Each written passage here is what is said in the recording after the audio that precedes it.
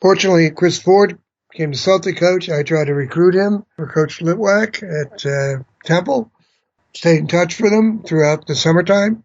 When he got to the job, quickly called. We talked and went up and talked with everybody else up there. Now I found out what basketball heaven was. Yeah, well, you went from one absolute extreme to the other. It was incredible. I didn't know how franchises operated. Met Red Auerbach and Dave Gavitt and Jan Volk, all those people involved with the Celtic organization over the years. I mean, it was like in cruise control. I think I was still in post-traumatic syndrome from the Clippers. I'm not surprised. Then you are in Australia right now. You're talking NBA basketball. You're talking great teams. You're talking great individual players. Takes it off, and there's number 23, and of course Johnny goes nuts. So we're all getting goosebumps thinking about it now. I just tried to go out there and play my game. I have no idea what you're talking about, Adam. I don't like anybody. I'm not a people person. Strand, you made the pass, yes. Christian, can you catch the ball? Yes. All the stars were aligned and all the muscles fired at the right time, and I was able to get off the ground and throw one down. I was saving that as a surprise for you. And now, introducing your host for In All Airness, Adam Ryan. Welcome to episode 76. Thanks for joining me. Today I'm pleased to welcome Don Casey to the show. A big thanks to a great friend of the show, Terence Stansbury, episode 58 of the podcast, for helping us connect. Terence, I always appreciate your support. Don's head coaching career began at the tender age of 21. He enjoyed success in high school before moving into the college coaching ranks at Temple and ultimately was an assistant or head coach in the NBA for almost 20 years with the Bulls, Clippers, Celtics, and Nets. This chat was recorded prior to the start of the 2017 NBA season. Towards the end of the episode, I'll share another great podcast review. You can add yours by visiting inallairness.com/review. Stay up to date with my podcast and subscribe to my monthly email newsletter. You'll receive exclusive details on upcoming podcast episodes, future high-profile guests to appear on the show, and plenty more. Simply visit inallairness.com/news. Show notes for this episode, including links to numerous topics covered, are at inallairness.com/76. Now, on to the show. My guest today has been entrenched with the sport of basketball for well over 50 years. He progressed from coaching high school to college and ultimately the NBA, plus has worked with Team USA after his head coaching career had ended. Don Casey, thanks very much for joining me. Adam, it's a pleasure. I appreciate you taking the time to speak with me. I'd like to thank a good friend of the show as well, Terence Stansbury, who was a guest on my podcast back in episode 58. You actually coached Terence for a couple of seasons at Temple, so we'll get into that a bit later on, but Terence helped us connect, so thanks to him for that as well. Good, thank you. He's a good guy. Yeah, true. Now, when you were a boy, what sort of sports or hobbies were you interested in before basketball became your number one priority? Back in those days, there was no organized sports per se. Living in a small town, in a row house, as we call them, double-deckers, you had your lots, you had pickup games, whatever was in season, and slowly things get a little more organized. The Babe Ruth League came in, the Little League came in. Generally speaking, everyone back then just pretty much met at a park, met on a lot, as we call it. Mm-hmm. You play. It was not that much organized activities. Were you playing basketball particularly during your childhood? We had a basket at the end of the street. I just liked the activity of it. Was on like the high school team. It was just play. September, October, they went down and played two-hand touch, sometimes tackle football. And then, the basketball season would come in. You try to play it till it got dark. So it was more of a spontaneous activity thing. We had our bicycles, we had our roller skates, but we didn't have the organization, the presentation as there is today, which I think is both good and bad. I've been doing quite a bit of research prior to our chat today, and thanks to the wonders of the internet and Google, I found a 1989 LA Times article which was written by Scott Howard Cooper. He mentions that you entered the coaching world almost by accident at Bishop Eustace High School in New Jersey. What events actually led to you becoming a head coach of a high school team at just the age of 21? Well, a friend of mine, we were all going to school part-time due to economics, getting your grades up. Like St. Joe's College in Philadelphia had some part-time classes. Temple University was a huge source. So one day he said to me, "You know that new high school over there?" I said, "Yeah, what?" Because I graduated in 55. High school had opened in 1954, but it was like no one even knew anything about it. So he said, "I have basketball, and I think they need some help over there with like the JVs." So we didn't have any activity to do. Mm-hmm. So he went over, coaching, layup lines, shooting drills, etc. And then the guy ups and leaves the school like in 1959 or 60 in January. And the poor priest they didn't know anybody to go and get. Right. It's like you inherited the job, and then, you got a little taste for it, and then you wanted the job, and you didn't have a college degree. The priest in charge, he took a chance, and we took advantage of it, my friend and I. And then, one thing led to another, and meeting, greeting people, and then in going to Temple University part-time, that in the hall there, they call it South Hall, with my mentor, eventually coached Harry Litwack, coached Temple. You could walk into practice. I just sat there and further got hooked, and then started going there more frequently, and then going to University of Pennsylvania with Jack McCallum, who was the general manager for the Bad Boys. Yes. He let you come in and watch practice. Eventually taught me the zone. And then Dr. Jack Ramsey, he allowed high school coaches to come in. So it was more on the site learning because I hadn't played like for a coach. So if you played at Carolina, etc., the odds are you're going to use the Dean Smith system or even the Dr. Jack Ramsey system. I had no system. Some of those great names that you've mentioned, were they all part of or at least associated with what's called the Big Five in Philadelphia? Yeah, in Philadelphia, they started about 1956. Wow. The five schools, instead of competing against each other, like Temple had a game, and maybe LaSalle would have a game on the same night, they brought themselves together and played about 80% of their home games in the Palestra, which is on the University of Pennsylvania campus, and maybe the others on your home court. So it became a very dynamic, and it's the only city, I think, in the world, I know in the United States, where five colleges got together to create this mythical conference.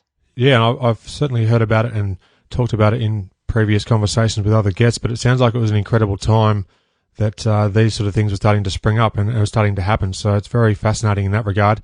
So in terms of your high school coaching career, it wasn't too long before you started enjoying some really great success. And I think in the early 1960s, you guided the high school team to a state championship. Yeah. How do you think you're able to achieve such great success so quickly? Well, I'll give you two reasons. One is my friend who stopped coaching was a baseball umpire. He knew the school system, so he knew grammar schools. Mm-hmm. And what he did was he went out and watched them play in their own little cubbyholes or gym and said, "I think you can go see this kid." I'm sitting there like in 1960, 61 with some players, and all of a sudden, we got strong interest in the high school because it was the first at that time and the only all-boys high school in Jersey or South Jersey area. So that was unique. And then the zone defense, which was taught to me by Jack McCallum and the part of it by Harry Litwack, stymied the other teams. I didn't really know what we were doing. I know I just taught it as it was taught to me. Right. And it became a very formidable defense. And in a nutshell, that's it. You mentioned the legendary Hall of Fame coach, Harry Litwack. and how you were going to some practices even when he was at Temple before you even went there as an assistant coach. How far back does your link to Harry go? Like, how many years into your high school career coaching was it before you crossed paths with him? Very quickly, within the first year. Okay. Because I was on campus there and watched these guys coach. You just got caught up in it that, you can do this. You can only do it. The mentor's teaching you how to do it. Because, again, if you're not a player and you're not exposed on the court to a daily practice by an outstanding college coach, you're at a deficit. So I had to make up that deficit by going everywhere in the Philadelphia area to get that particular feel. And then, fortunately, as you guys have in Australia, we have always an outstanding, legendary high school coach. And the guy that I latched onto had retired. So between he and his details and drills, etc., putting in the zone and other aspects, learning from the Big Five coaches, I became head of the high school coaches because back in those days, you just coached. I mean, clinics weren't available. They didn't have BCRs. So everything that you learned in those days was on site. Yeah, incredible. Okay, so as we were talking about with Harry Litwack, he contacted you about joining Temple as an assistant coach, and we're talking roughly around 1964. I read a great article that Bob Ryan wrote where it mentions that Harry was much more than just having him as a head coach. He was a mentor for you for decades to come, really. So do you mind just talking about when did you actually get asked to join Temple and how quickly you made that decision to leave the high school scene? Well, it was in 1966, coming off a good year. Let me go back again. We won that state tournament you're referring to. Yes. That was like Group B. The school became so popular that we went to Group A the following year. Okay. And the following year, we won the state championship again in Group A. Wow. The history of New Jersey and everywhere is, it's the first time that a high school went from a lower ranking as a state champion to a higher ranking and win the state championships. Yeah, remarkable. You got to think it was easy, but it because zone, even today, zone. That's why Syracuse survives, is the concept of how to attack the zones is very limited, even today. And that's, propelled us back in those days. Harry Litwack, from what I've read, he was at the university for close to 40 years, and he's obviously since passed away, sadly. He was aged 91, inducted into numerous halls of fame. In 1969, while you were an assistant with Temple, you won the NIT championship, defeating Boston College, which were coached by the great Bob Cousy. So what are your memories of that season and the run through the NIT final there, and even going up against Bob Cousy at that time? Well, one of the bigger wins was against the University of Tennessee. Then, not to go refer to what you'll bring up again about Tennessee, is the fact remains that it was a very good team. I think three of them, you have to think about this, 1969. Two of them got drafted into the NBA. John Baum and a big kid named Ed Mass that played with Phil Jackson at the Knicks. And the third was drafted into the ABA. Now, we're talking about maybe, you probably know better than I am, maybe 14 teams in the NBA then? Yeah, that sounds about right. And these kids got drafted. And here's the other interesting part of that season. There were 20 teams in the NCAA. Only 20. And there was 20 in the NIT. So through the whole postseason process in 1969-70, there was like 42, 44 teams in the whole country. So the NIT had a formidable challenge because, the one-and-done schools, you lose and, you're out. It was a very good tournament. And Coach Litwack orchestrated it with his calmness, his presence. But again, the zone took over. We got shots off the zone on breaks or quick ups, we called them. And Coach Litwack, it was a magical moment for him. Because again, the first NIT game, 1937 or 39, Temple won. There you go. Litwack came up with a strategy. There was a great shooter, Hank Lazzetti, I think, or something like that. He came up by playing him man for man, and the other 4 guys playing zone, which is called the box and one, which he invented. So, it was a magical tour. You've got it exactly right. I've just gone to the basketballreference.com website and checked out the 1969-70 NBA season. You're right, 14 teams. So you've got a great memory there. Now, in 1973, you became the head coach of Temple. At what point did you know that the handover was going to happen, and what were you feeling about the opportunities that laid ahead? Well, it was so folksy would be the word, Philadelphia, that, guys, assistants or freshmen either moved up the ladder or went to another Big 5 school. It's a very provincial, back then parochial town. The coach, Harry, the chief, he started getting ill, and he had this virus or whatever that he just couldn't shake. And he was really struggling the last year or so, to the point that we couldn't recruit because we couldn't leave the court. I was his only full-time assistant. Oh, okay. Wow. So you have to think about how these things have evolved. I don't know what all these guys do anymore, but so now, you're kind of locked in. His payback for all the work that I did as his only assistant was, I don't think he was going to retire until he had assurances that I would have the job. And that's the kind of man he was. So when it happened, we had a good team left over, but behind that, there was no recruiting. And the first 2 years, after the first year, we went to tournaments. We were like 8 wins, 10 wins. And then the recruiting classes we got in, and then we started moving back up again. But it was a struggle.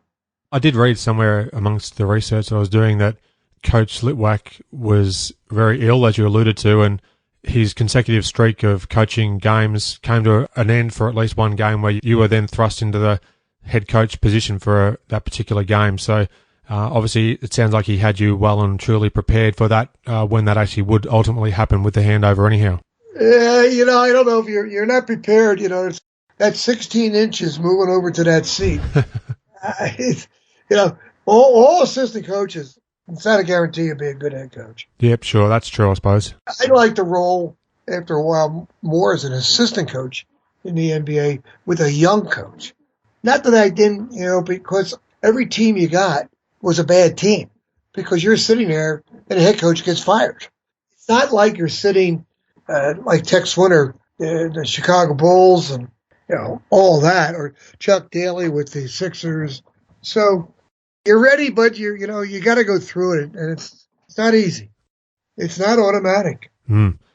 So you coached the Temple Owls through to the 1982 NCAA season, and you led them to a record of 151 wins and 94 losses overall. So almost 62% winning percentage, which is fantastic.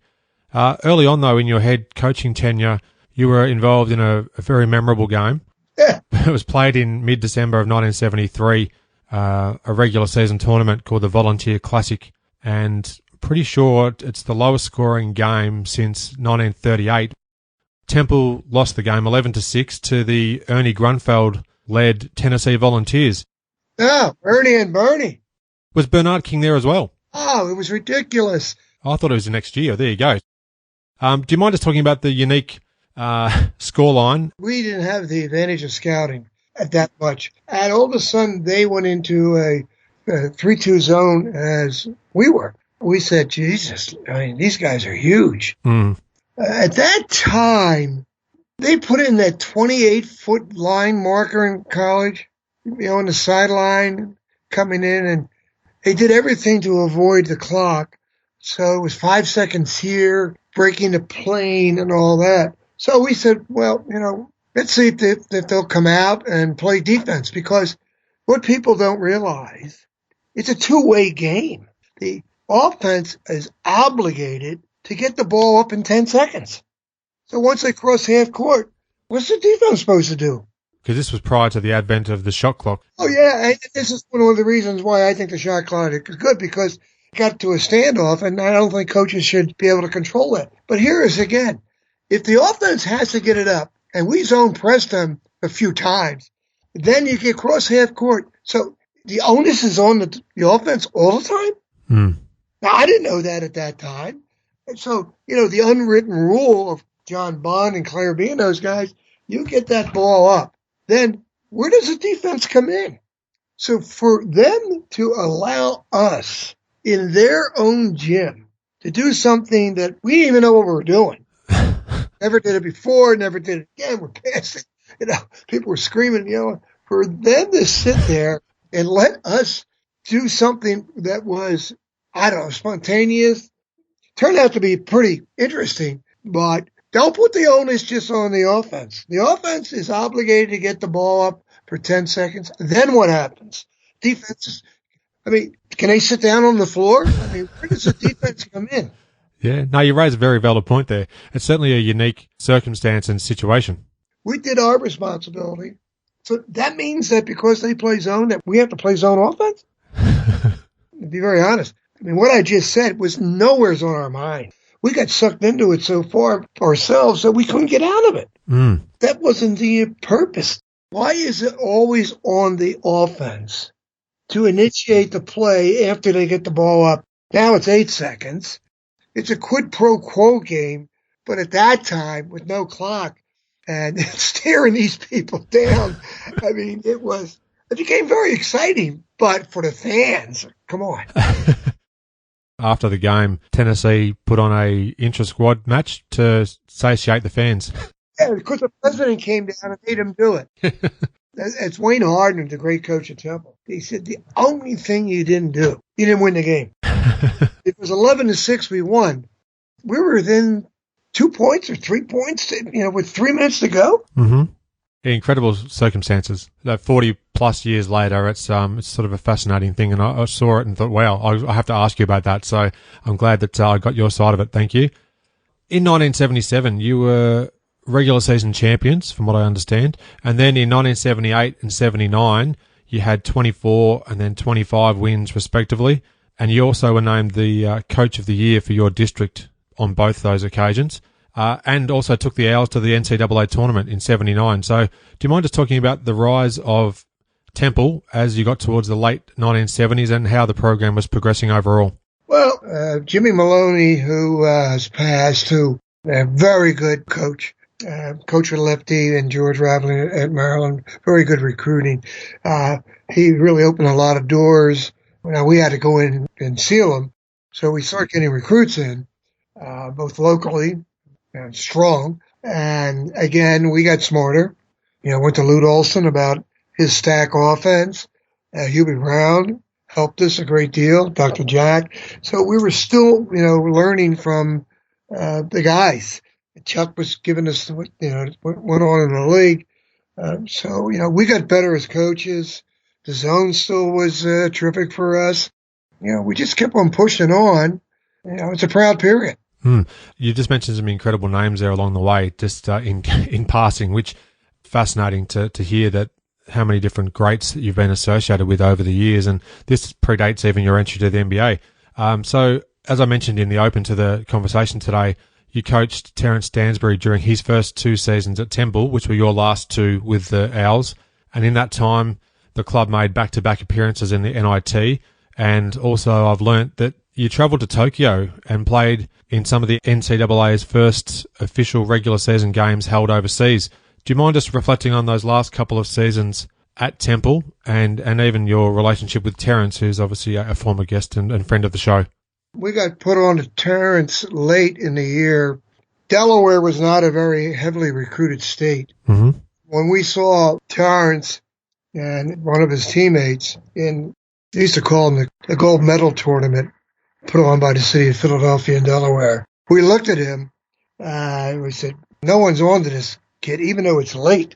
USC was, because the coach from out there knew him when he was in L.A., and we recruited him very hard, and he opened up the door for us in Delaware. We had 2 more outstanding players, not as good as Terence. And then Terence came in and just lit up the program. Very good player, very loyal person, and a very reliable player, worked very hard, particularly on his shot. With him on board, many, many good things started to happen. It was sad to leave that team because it was a very good team. We won 19 or 20. We were in the NIT. Now, you have to remember now, back in those days, there was no big leagues. And only one team from Philadelphia went to the NCAA. There's never been two teams from Philadelphia going to the NCAA. We had a lot of NIT appearances. Either we didn't win the playoff game or, whatever. The only other team that always would go would be Penn or Princeton because the Ivy League champion was an automatic bid. It was no downside because we went to the NIT, but Terence really put us in position to be in the NCAA and the NIT. That's great to hear. Love it when you're able to reflect on a particular player's impact. Now, we're talking about mid-July of 1982, and you just talked about how you left Temple to join the NBA, and you're going to join up with a friend of yours who's the then Chicago Bulls coach, Paul Westhead, as the team's first assistant. Was that the first time that you received interest from the NBA, or did it date back to earlier? It wasn't an NBA, but we had guys from Philly that went in, like, Jack McKinney, went from St. Joe's to Milwaukee Bucks as assistant. Yep. To the Portland Trailblazers and then to the Lakers as a head coach. Jimmy Lynam was in there. Chuck Daly was in there. When the new president came into Temple and he was like, I don't know, we may need all new people here, which is ridiculous. That kind of led to be with Paul in Chicago. Because I had never moved. I didn't go away to school. I wasn't in the service. I was like a typical Philadelphia Irish Catholic that wouldn't move 6 blocks from his house. Yeah. And then joining to go there. And then Paul runs into Rod Thorne, and we had no patience with him. Lost. And there we go. And the following year, Jimmy Lynam brings me to San Diego. So I went from Philly to Chicago to San Diego all in 1 year and never had been anywhere but the Philadelphia area. So it was a cultural shock as well. Yeah, I can only imagine. And I did read in some of the articles about you as well that the Temple president, I can't say his surname, I'll probably butcher it, but his first name was Peter. Leokouris. Oh, Peter Leokouris, there you go. And I read a few stories about how he reportedly wanted to just change things up. Interesting as well that you sort of brought that up as well.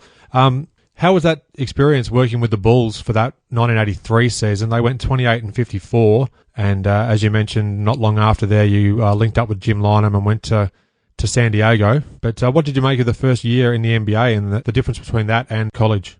Shocking.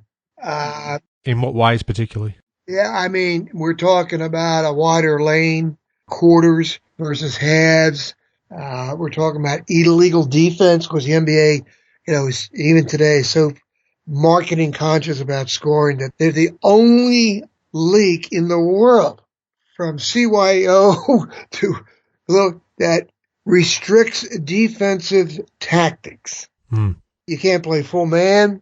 They got the 3D rule.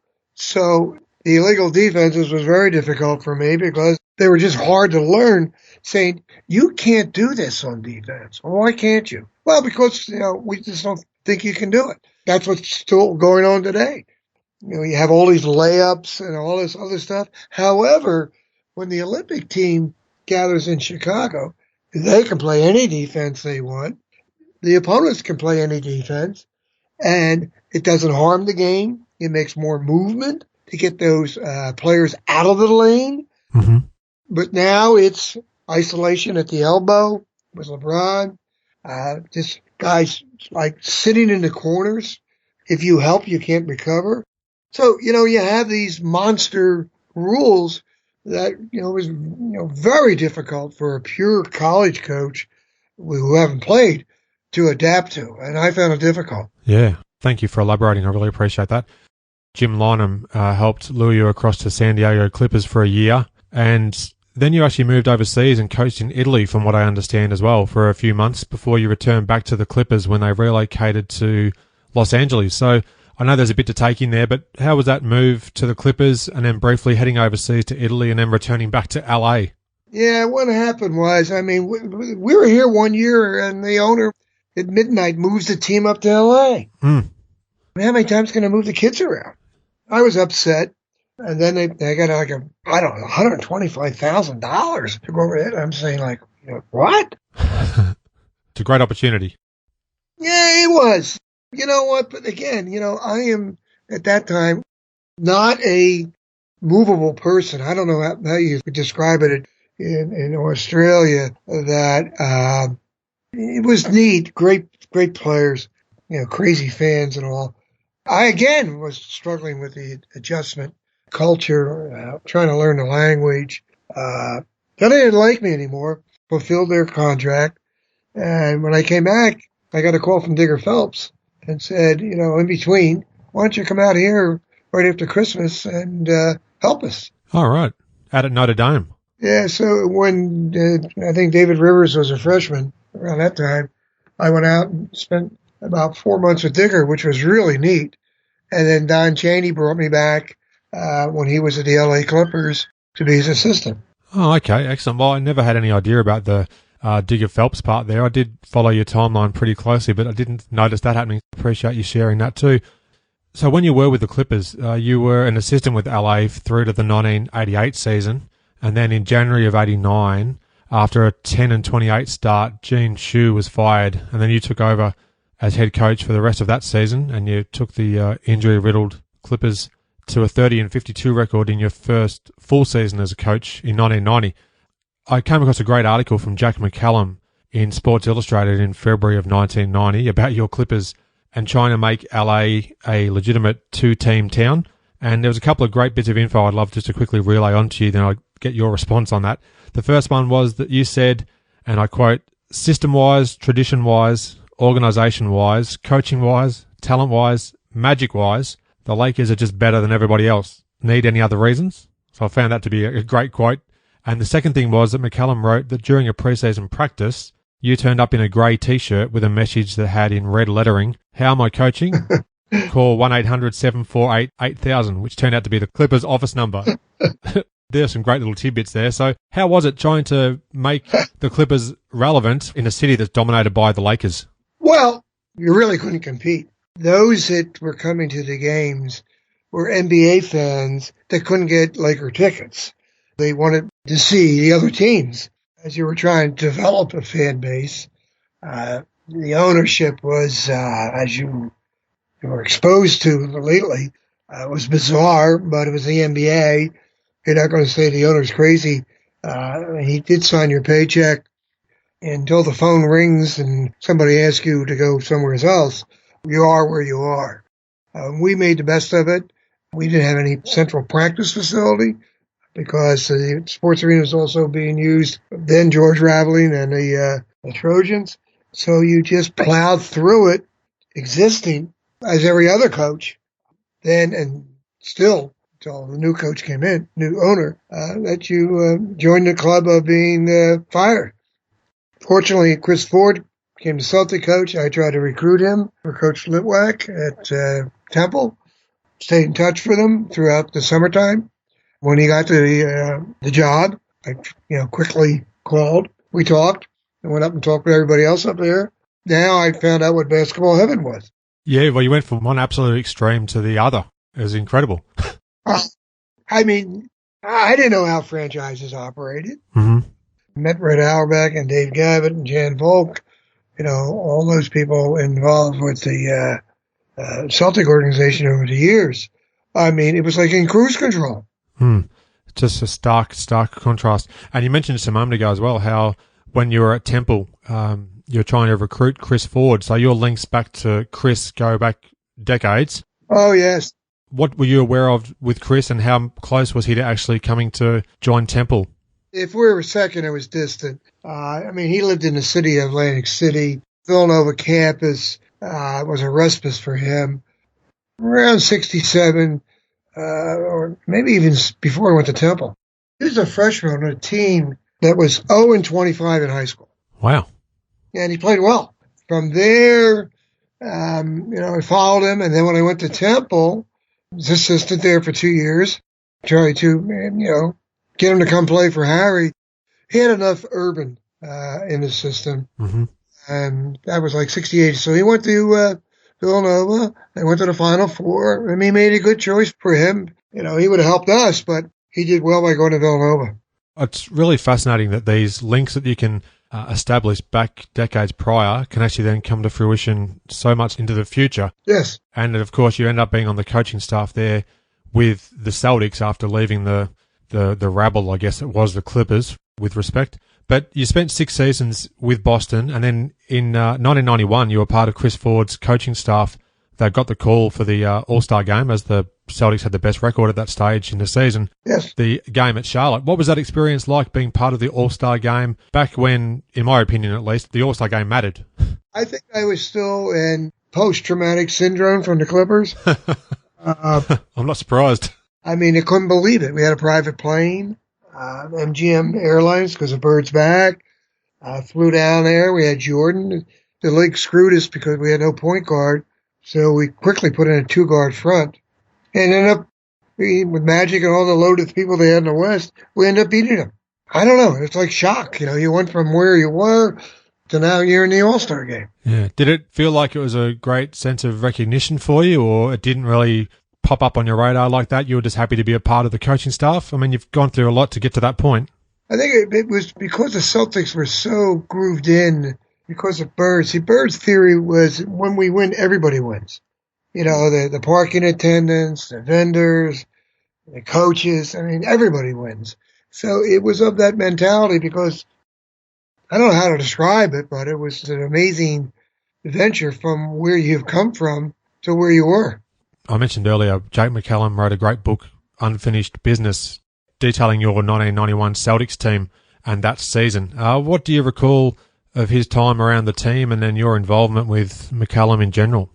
I knew Jack a little bit because he's from Bethlehem, Pennsylvania. Okay. I didn't know him intimately. But while he's doing a lot of book research, he lived with me in Boston. Oh, right. Because I was by myself. My wife's back here with the kids. To save him money. He was then maybe doing outlining, I guess. I didn't know exactly, what his full purpose was. But he stayed with us for a while into the second round with Detroit. Mm-hmm. And came up with this book that we weren't finished yet. He's a very clever writer. I reread it every once in a while, to bring back memories. And how do you feel when you reread the book? Yeah. Does it bring back some wonderful times, or do you sort of rue what may have been had Larry's back not given away, or what do you make of that? It's like, I was there. I was part of the book. So was a lot of people, but it's like going back maybe to your high school yearbook, remembering good times. And it's neat. I just hope my grandkids, read it and somehow Google and identify the Celtic mentality, the old garden, red and all. It's a very, very unique time. Definitely is, and I appreciate you opening up about it. Before we started recording today, we were briefly chatting about the 1991 playoffs. You mentioned the series against Detroit in the second round, but in the first round, the Celtics played the Pacers in a 5-game epic series. We were talking about one of the gutsiest performances in playoff history when Larry Bird came back from the fall on the parquet floor at Boston Garden in Game 5. Yeah. The in-outer coach at that stage was Bob Hill, who's a good friend of the show. And in episode 14 of this podcast, we chatted about that series as well. I'd just love to hear your observations watching from the bench when you see Bird go down and get injured, and then what happened during the halftime break, what was said, what was happening around that time. We never saw him at halftime. He was in the training room. Did you think he'd be back for the second half? Yeah, he came back maybe 5 minutes into the third quarter. The thing is, the word concussion then did not have the same meaning as concussion does today. Sure. Maybe he wouldn't have passed the protocol test they have today, so he wouldn't be in danger if he got hit again. But it was a great series. Talking about Reggie Miller, Chuck Person. It was a battle. Bob ran good stuff. He loved to run back screens. He got Reggie open a great deal. But Reggie Lewis did a good job on him. Yeah, we played up to the demands of the game. What do you make of Chuck Person? He was obviously not shy to say whatever he felt like saying on the court, and he usually could back it up in most instances, but him and Bird were going back and forwards throughout the series. What did you make of his performance in that series, and what do you make of Chuck? He was a guy that you would love to hate. Yeah, true. I mean, who the hell does he think he is? But I'm looking in my mind right now and looking in front of our basket at the Garden, and Reggie is up at the top of the circle with the ball, and Chuck is like to the left. He may have been at that time, and I would go back to the Synergy tapes or whatever, one of the best catch and shoot. I mean, he would get that release off. You're caught between two devils. But Chuck, I'm going to say he averaged 25 or 30 in that series. Yeah, he was a man possessed. He was on a scoring spree. I think he had one quiet game, but overall he certainly broke out and put on a great show for the Pacers. And they didn't like each other. It's amazing. But now I think Chuck Persons works for Bird at the Pacers. Yeah, it's incredible how things can change over time, isn't it? That was a battle. That was a battle of words, deeds, and shots. Great description. What do you remember when Larry Bird came out from underneath the bowels of the Boston Garden, the reaction from the crowd? You knew, I guess, at some stage he'd be coming out. I think Bob and those guys thought it was like a grand performance stage. We had no idea as coaches what was happening. I don't know if Chris went into the locked portion of the training room. So we just opened it up and played, and then he came roaring out and came to the bench and said to me, "Move over." He sat down and he went back in. I love it. That's fantastic. Well, thanks for sharing these memories. It's much appreciated, and I'm sure our listener would just revel in hearing these as well. Now, you left the Celtics to take up an assistant role to head coach John Calipari at New Jersey in the 96-97 season, and you were the team's head coach for part of the lockout-shortened 99 season and then coached all of the 2000 season. Now, a couple of other former guests and friends of the show, Jim McIlvaine, who was on episodes 39 and 40, and Kendall Gill, episode 42, when I mentioned to them that I'd be chatting with you today, they had nothing but kind words to say about you. I'd just like to know what your take was on, first of all, moving to New Jersey and being under the first-time head coach in the NBA, John Calipari, who's obviously done some great things in college, plenty of great things since. What was that transition like from the Celtics to the Nets? Well, you know who instigated it was Bob Hill. Oh, really? Bob Hill talked me into it. ML Carr was the coach, and I've been there 1 year, and he could feel that we're a little bit on shaky ground. John was, kind to me, but Bob set it up. The problem there in New Jersey was the ownership. Mm-hmm. And then John, they put so much, I don't know how to word it, like he was the savior, like the loaves and the fishes. I mean, yeah, he was heralded, wasn't he? Yeah. All that bit, it was dumb. It was dumb to over-promote him and then raise controversy. Again, when you get, strong-willed players, you think coaches are, okay, we've seen a few here before, like the Jason Williams. You can't come in and coach like a college team because Pitino, Jay Wright, Cal, they are the program. Mm-hmm. They bring the players in. When you come into the NBA, you have no control of the schedule. 90% of the players are already there. Now you can start, doing this and that. And you have no control over officials. So, you've got to make a very, very quick adjustment. Cal made the adjustment well in the second year and they went to the playoffs. Mm. And then, everything started coming down. One of the owners I knew, named Louis Katz, who tragically passed a year and a half ago in a plane crash. I knew him, but I've been living in San Diego for 23 years. I didn't know him. Yep. Like Cal got a little shaky, Louis Katz and the others. They didn't make things comfortable for anybody. One of the owners came up to me and said, "Hey, we want you to be the eyes and ears for us." I said, it doesn't work that way. The head coach brings you in to just a salary and keeps you. Yep. And they got all annoyed with me. Cal thinks the opposite. But it really ended up as a mess. Sad. No, I appreciate you opening up about it too. You mentioned the 1998 playoffs there. You were coaching up against Michael Jordan and the Chicago Bulls in that first round. Now, even though they won the series in a sweep, the series was a lot closer than a lot of people probably remember in hindsight. Game 3, it was a bit of a blowout in the end because Jordan had a great performance at New Jersey. But what was it like to try and stop Jordan as a coaching staff? Yeah, it's hard. It was hard because of the illegal defenses. That's another reason why the triangle went so well. not so much, I'm not putting down the concept of it, but you couldn't help. They utilized the floor very, very well, besides the concept of the triangle per se. Sherman Douglas had a great playoff series. Yeah, he did. If he didn't, we wouldn't even be close. It was a matter, and I think it was a 3-game series. Yeah, it was. You mentioned Sherman Douglas. I think at the end of game 1, Sherman almost hit a 80-foot shot at the buzzer to win the game at Chicago, and then it went to overtime and the Bulls hung on to win. But, Sherman had a great series too. No one, including Cal's former assistant, said you can't win because Sherman can't score. Well, Sherman can score, and he can play. Sherman Douglas and John Bagley, if you want to go back in names, are two of the smartest point guards that got other people heavily involved. He got McCallum involved. McCallum wasn't a pure offensive player, but he got him a lot of touches. Great shot blocker too. Sherman Douglas may be one of the smartest players that I've been around. And Sherman and John Bagley had similar sort of stature as well in terms of their build and appearance as well, just for what it's worth. They hit the post right on time. They're good play callers. Now, Sherman Douglas should be in the league coaching somewhere. You make a great point there. Now, I mentioned Jim McElwain, of course, and Kendall Gill because they obviously were on your New Jersey Nets teams in 1998 for Kendall and then 99 and 2000 for Jim and Kendall as well. But they had some great words to say about you behind the scenes before we got recording today. Well, they were very hard-working players. Kendall, and Jim, and others. When they showed up they crossed that white line, they played.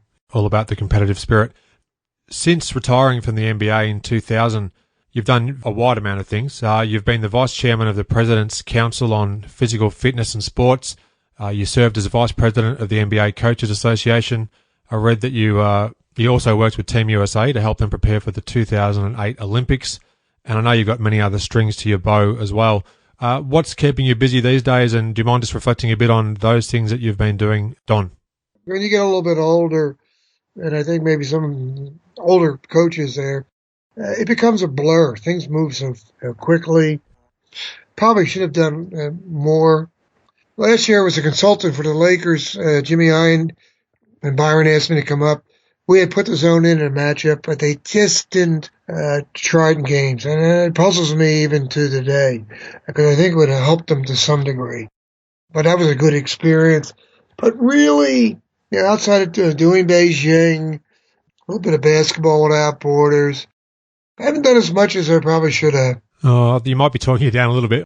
I've read that you're a voracious reader, and you've also got interest in numerous things like gun control, animal rights, things like that as well. So obviously there's a lot of different aspects to your life that people might not know as much about that you certainly have a keen interest in as well. I'm a liberal. And I like things besides just the game. I mean, I'm not linear like some people. Maybe that's good, maybe it's bad. I came very close to John Kerry when he was at the Celtics and senator. So he was my sponsor to become on the President's Council with Clinton, an appointee for, I think we were on there for 7 years. Of that nature, I mean, the gun society here is dangerous. You had 30,000 people last year killed via guns, not all gang related, a lot self-inflicted. We're back like in somewhat the Wild West. And if you go back in history quickly in our country, Williamsburg, all the guns were in a locked gun cabin outside on the street. The bugle will sound, go get it and put it back because there was nobody walking around. And when you left Williamsburg and said, I'm out here, you got two of the muskets, one for hunting and one for home defense because you're out in no man's land. And we have taken that and made it such an extreme issue. Common sense, sense and sensibility. Why does one need an assault rifle that has a magazine of 12 in there? Are you going to get robbed in your house by 10 people from an army? But that is the fear that they use here. And then it backs up. Now, I understand Australia is a little bit different with guns, aren't they? Yeah, the gun control took a massive turn for the better here back in 1996. I think prior to Orlando, the recent tragedy there, Port Arthur here in Australia, where we had, I think there was 36 people maybe killed. There was a massive outcry, and our Prime Minister at the time, John Howard, actually, there was new legislation brought in, which there was a gun amnesty, and since then it's been an incredible switch from what had been prior. The gun laws here are very strict. Well, you have to have a license to drive. You have to register your car. Cars kill people, and people driving in the car kill people. They say, well, guns don't kill people, people kill people. Your government's correct. You would think that before you could, buy a weapon, significance, that you would, have to take an NRA would sponsor you in a gun lesson or shooting range or, something how to, manage it. It's sad, but everyone has a right to some degree, but Thompson submachine gun in your house? It leaves a lot of questions to be asked, doesn't it? Oh, yes, that's another topic. Yeah, definitely. But I appreciate you opening up on some of your interests and ideals behind the scenes as well, away from the basketball court. Just one last question I'd love to throw at you. I usually ask my guests, Basketball Digest had a great feature which was called The Game I'll Never Forget. Now, is there a game from your coaching career that stands out above all others? Well, it's asking a lot when you've got such a history in the game as you have. That Pacers series. I don't even remember the Tennessee game anymore. I mean, it's such a blur. We didn't tape games back then. The high school championship games, first and second time around. Your question is a very good question. Eleanor Roosevelt had a good line. We don't deal, the Roosevelts over here, we don't deal in memories. We deal in moments that create the memories. So those many moments that you possibly could reflect back on, there's so many of them that, you just feel happy that you can have those moments to try to recall and remember. So it's not really one particular aspect, I don't think. Thanks so much, Don, for chatting with me today. It's been great to reminisce about your career and involvement with the game of basketball. And, I can't thank you enough. Well, I thank you. And I thank Terence for initiating this, Kendall and all the others. And talk to Bob Hill again. Give him my best. I will for sure. Okay, have a great night. What's left of it. Thank you. Thanks, Adam. Thanks for listening. I welcome your interaction with the show. Suggest topics or guests you want to hear conversations with. Leave a voicemail. Simply visit inallairness.com/voice. Click Start Recording. Leave a message and press Stop. You can even listen back before submitting. Press Send and you're done. Time to share another fantastic review from a fan of the show. Thanks to Mahanik. I hope I've pronounced that correct. On the Australian iTunes store, it's titled Late to Find the Podcast. Brilliant stuff.